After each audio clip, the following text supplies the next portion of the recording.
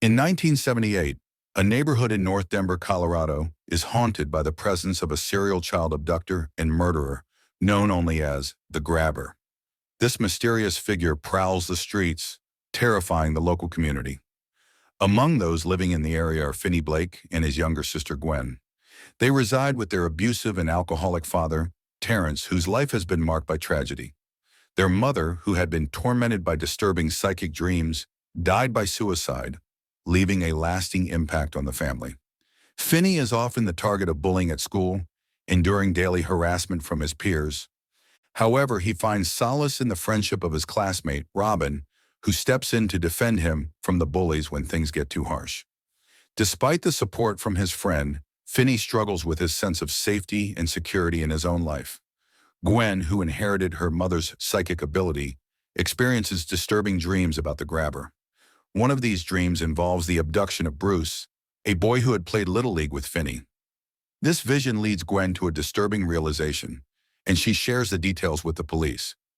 Detectives Wright and Miller, who are investigating the case, interview Gwen, believing that she might know something about the Grabber.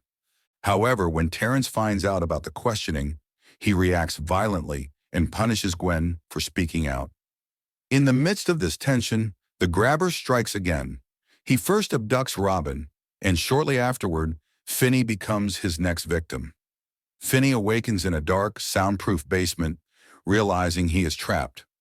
On one wall of the basement is a black rotary dial telephone, which seems to ring of its own accord. At first, when Finney answers, he only hears static, but soon a voice emerges from the other end. It is the voice of Bruce, the boy from his Little League days, who tells Finney about a loose floor tile that can be removed to dig an escape tunnel. Determined to escape, Finney begins digging through the floor. However, he quickly realizes that the house's foundations go too deep for him to dig far enough to break free. As he struggles with his escape plan, the Grabber visits him, bringing food and leaving the basement door unlocked. Seeing a potential opportunity, Finney attempts to sneak out. But just as he is about to make his move, he receives another call, this time from Billy, another victim of the Grabber. Billy warns Finney that the Grabber is waiting for him at the top of the stairs, preparing to punish him if he tries to leave. The abduction is part of a twisted game. Following Billy's advice, Finney uses a hidden length of cable to climb up to a basement window. Unfortunately, his weight causes the grate covering the window to fall off, and Finney is left with no way to reach the window again.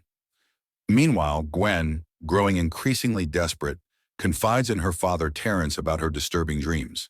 She tells him that she is seeing Finney's abduction, but Terrence remains distant and unsupportive. As Gwen continues to have visions of her brother's plight, detectives Wright and Miller begin investigating a local man named Max. Max has been staying in the area with his brother and has shown an unusual interest in the Grabber's crimes. As the investigation unfolds, it becomes clear that Max is unknowingly living in the same house where Finney is being held.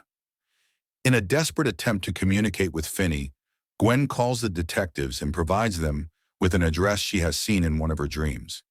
The police race to the location, and they make a horrifying discovery. The bodies of the Grabber's previous victims are buried in the basement. As the authorities close in on the house, Max realizes the truth and hurries to rescue Finney. However, just as Max reaches the basement, the Grabber attacks. In a violent confrontation, Max is killed with an axe, and the Grabber turns his attention to Finney. At this point, Finney realizes that his survival depends on his ability to outsmart the Grabber.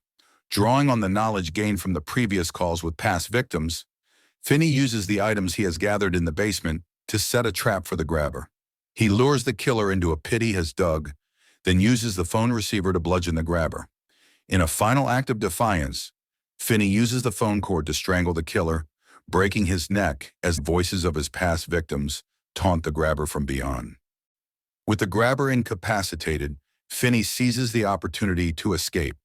He distracts the Grabber's dog, Samson, by throwing a steak from the freezer, allowing him to slip past the house and out into the open. In a shocking twist, Finney discovers that the house he has just escaped from is directly across the street from the one the police have raided. Later, after the traumatic events, Terrence, now deeply regretful of his past behavior, tearfully apologizes to Finney and Gwen. He begs them to forgive him for the way he treated them. The siblings, though scarred, manage to find some semblance of peace in the aftermath of their harrowing ordeal. In the days that follow, Finney begins to find a new sense of confidence. He returns to school, no longer the target of bullies, and is even seen as a hero by his peers.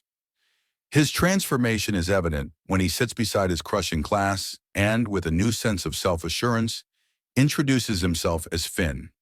It is a moment of quiet triumph for the young boy who had endured so much, and it marks the beginning of his journey toward healing and redemption. Though the trauma of his ordeal will stay with him forever, Finney finds strength in the support of his sister and the memory of those who helped him survive. Gwen, too, begins to heal, her visions no longer overshadowing her life, as she stands by her brother in their newfound bond. The darkness that once loomed over them has been lifted, but the scars of their past will always remain.